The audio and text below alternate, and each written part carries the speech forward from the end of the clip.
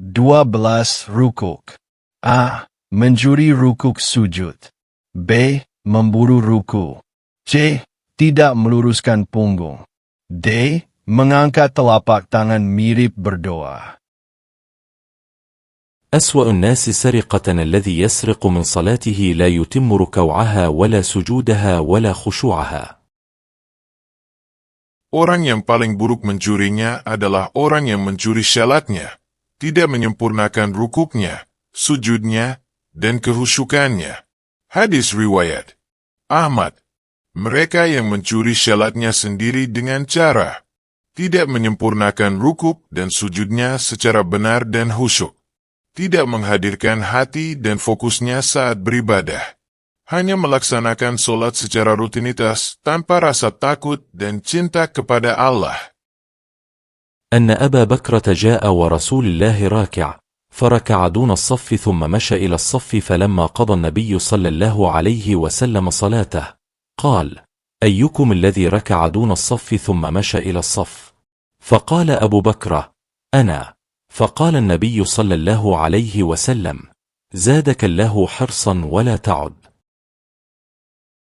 Bahwa Abu Bakrah datang ketika Rasulullah sedang ruku. Lalu ia ruku sebelum sampai ke barisan. Kemudian ia berjalan menuju barisan. Setelah Nabi selesai salatnya, beliau bertanya, "Siapakah di antara kalian yang ruku sebelum sampai barisan lalu berjalan menuju barisan?" Abu Bakrah menjawab, "Saya." Nabi bersabda, "Allah menambah rasa semangatmu, dan jangan mengulangi lagi." Hadis riwayat Bukhari. Ketika seseorang datang terlambat untuk ikut salat berjamaah, ia harus segera mengambil tempat di barisan terlebih dahulu. Jangan langsung melakukan ruku atau gerakan salat lainnya sebelum berada dalam barisan yang rapi bersama jamaah. Jika larangan itu hukuman wajib, haram, Nabi pasti menyuruh Abu Bakrah untuk mengulangi syalatnya. Karena tidak disuruh mengulang, berarti tindakan Abu Bakrah tidak membatalkan solat, namun dianggap tidak menjaga kesucian, tanzih. Dan perbuatan macam itu tidak sempurna, karena sunnah solat bersama imam adalah menyambung barisan dan menutup celah-celah antar jamaah. لا تجزئ صلاة الرجل حتى يقيم ظهره في الركوع والسجود. Solat seseorang tidak sah sampai dia meluruskan punggungnya saat rukuk dan sujud. Hadis riwayat Abu Daud. Rukuk, punggung harus sejajar dan lurus, tidak bungkuk atau terlalu rendah. Sujud, punggung juga harus dalam posisi yang benar, tidak membengkok secara berlebihan. رأيت رسول الله صلى الله عليه وسلم حين دخل في الصلاة رفع يديه وحين ركع وحين رفع رأسه من الركوع حتى حاذتا فروع أذنيه. Aku melihat Rasulullah ketika masuk ke dalam solat mengangkat kedua tangannya, dan juga ketika rukuk, dan ketika mengangkat kepalanya dari rukuk sampai kedua ujung jari tangannya sejajar dengan daun telinganya. Hadis riwayat An-Nasai. Posisi tangan yang tepat. Diangkat sejajar dengan bahu atau sedikit lebih tinggi. Ujung jari tangan sejajar dengan pangkal atas telinga. Ibu jari sejajar dengan lekukan daun telinga, syahmat daun telinga. Telapak tangan menghadap ke depan dan sejajar dengan bahu. Mengangkat tangan dengan membuka telapak tangan ke atas seperti dalam keadaan berdoa, khususnya saat bangun dari rukuk, tidak benar menurut sebagian ulama. Sebab, gerakan tersebut menyerupai posisi orang yang sedang berdoa, dan bukan bagian dari tata cara gerakan solat yang diajarkan Rasulullah. 13 sujud. A. Kurang 7 anggota. B. Lengan dialaskan. C. Doa sujud sahwi. D. Mengusap pasir di dahi. E. Menunggu imam YG sedang sujud tidak segera mengikuti imam.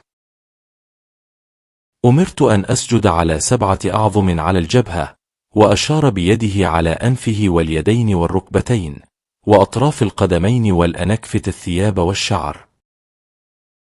Aku diperintahkan untuk sujud di atas 7 anggota, pada dahi, dan beliau menunjuk dengan tangannya ke hidungnya, 2 tangan, 2 lutut, dan ujung-ujung kedua kaki, dan kami dilarang menahan pakaian atau rambut saat sujud.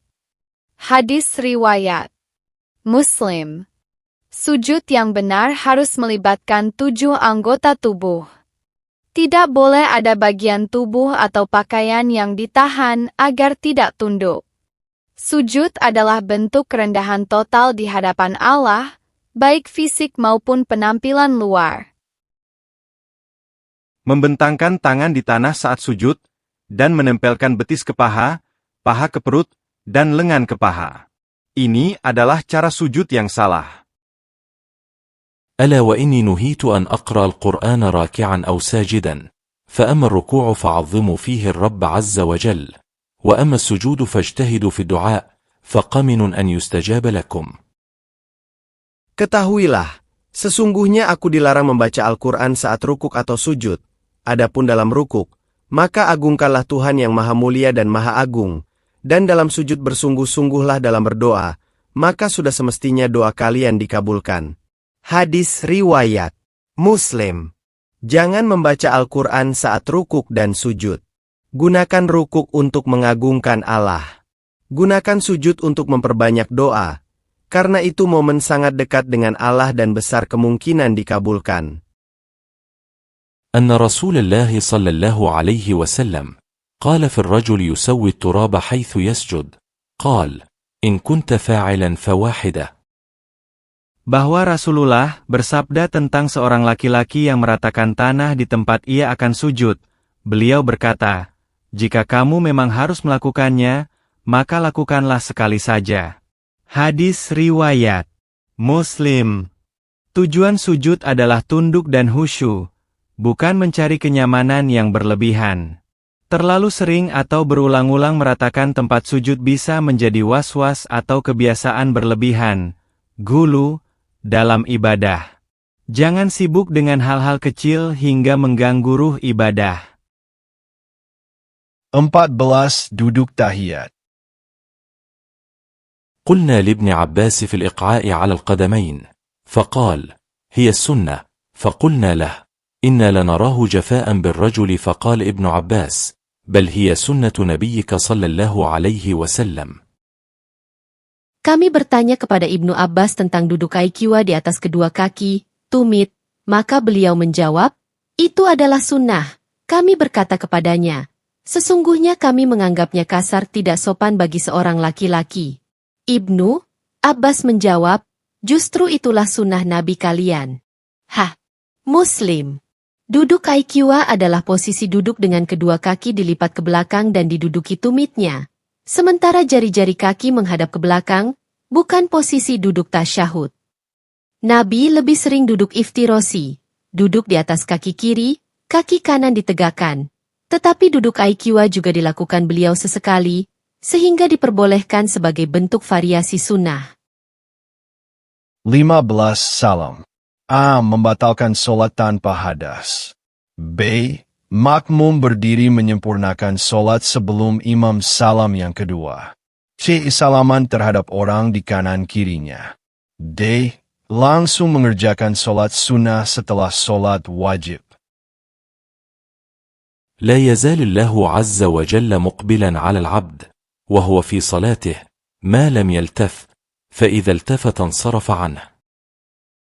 Allah Azza wa Jalla tidak hentinya menghadap kepada hambanya selama ia berada dalam solat. Selama ia tidak menoleh, jika ia menoleh, maka Allah pun berpaling darinya. Hadis riwayat Abu Daud. Allah memberi perhatian khusus kepada hamba yang sedang solat, menunjukkan kedekatan, kasih sayang, dan penerimaan. Allah berpaling darinya, yaitu Allah tidak memperhatikannya lagi dengan rahmat dan kasih sayang seperti sebelumnya. Menurut Ibnu Al-Malik, maksudnya adalah pahala syalatnya menjadi berkurang. Kemungkinan terkabulnya doa menurun, karena konsentrasi dan adab dalam bermunajat telah di luar solat. قال الناس: يا رسول الله، إنك سجدت بين ظهراني صلاتك سجدة أطلتها حتى ظننا أنه قد حدث أمر أو أنه يوحى إليك. قال: كل ذلك لم يكن ولكن ابن ارتحلني فكرهت أن أعجله حتى يقضي حاجته. Wahai Rasulullah, engkau telah sujud di tengah-tengah syalatmu dengan sujud yang sangat lama, sampai kami mengira telah terjadi sesuatu, atau engkau sedang menerima wahyu. Beliau menjawab, tidak terjadi apa-apa dari itu semua, akan tetapi cucuku, Hasan atau Husain, sedang menaiki punggungku, maka aku tidak suka untuk menyudahinya. Sujud itu, hingga dia puas dan selesai dengan kebutuhannya. Hadis Riwayat An-Nasai. Durasi sujud dalam solat boleh dipanjangkan selama tidak keluar dari batas kewajaran atau mengganggu rukun-rukun lain. Bahkan dalam kondisi sangat sakral seperti sujud dalam solat, Rasulullah tidak memarahi, tidak menghalangi, tetapi justru menghormati kenyamanan dan kebutuhan sang cucu. نادت امرأة ابنها وهو في صومعة، قالت: يا جريج. قال: اللهم أمي وصلأتي. قالت: يا جريج. قال: اللهم أمي وصلأتي. قالت: يا جريج. قال: اللهم أمي وصلأتي. Seorang wanita memanggil anaknya yang sedang sholat di lantai atas. Dia berkata, "Hai Juraij." Dia menjawab, "Ya Allah, ibuku dan syalatku." Wanita itu memanggil lagi, "Hai Juraij." Dia menjawab lagi dengan kalimat yang sama, "Ya Allah, ibuku dan syalatku." Ibunya memanggilnya untuk ketiga kalinya. Dia tetap menjawab, "Ya Allah, ibuku dan syalatku." Hadis Riwayat Bukhari. Dalam kondisi sholat, cara menjawab panggilan cukup dengan ucapan Subhanallah bagi pria, atau tasfik, menepuk tangan bagi wanita. Boleh meninggalkan sholat sunnah untuk memenuhi panggilan ibu yang tidak darurat. Tetapi jika itu sholat wajib yang ditinggalkan, maka berdosa dan harus diusahakan tidak meninggalkannya. رأيت النبي صلى الله عليه وسلم يؤم الناس وأمامة بنت أبي العاص وهي ابنة زينب بنت النبي صلى الله عليه وسلم على عاتقه، فإذا ركع وضعها، وإذا رفع من السجود أعادها. Aku melihat Nabi menjadi imam bagi orang-orang, sementara Umamah binti Abu Al-As yang merupakan putri Zainab, putri Nabi, berada di atas bahunya. Ketika Nabi rukuk, beliau meletakkan cucunya tersebut, dan ketika beliau bangun dari sujud, beliau mengangkatnya kembali. Hadis Riwayat Bukhari. Beliau memberikan contoh konkret bahwa dalam beribadah, kita bisa menggabungkan antara khusyuk, kesopanan, dan kasih sayang kepada keluarga. إني لأقوم في الصلاة أريد أن أطول فيها، فأسمع بكاء الصبي، فأتجوز في صلاتي كراهية أن أشق على أمه. Saya, Nabi Shallallahu Alaihi Wasallam, berdiri dalam solat dengan niat ingin memanjangkannya, memperlama, kemudian saya mendengar tangisan seorang bayi, lalu saya mempercepat solat saya karena tidak ingin menyusahkan ibunya. Hadis Riwayat Bukhari. Ibu yang sedang sholat tidak wajib membatalkan syalatnya hanya karena bayinya menangis. Nabi sendiri memaklumi kondisi seperti itu, dan meskipun beliau ingin memanjangkan sholat, jika mendengar tangisan bayi, beliau memilih untuk memendekkan sholat agar tidak menyusahkan si ibu. Tidak sepatutnya seseorang mengusir anak-anak dari masjid, karena merekalah para pemimpin masa depan. Masjid adalah tempat terbaik untuk mengajarkan solat dan hukum-hukum syariat lainnya.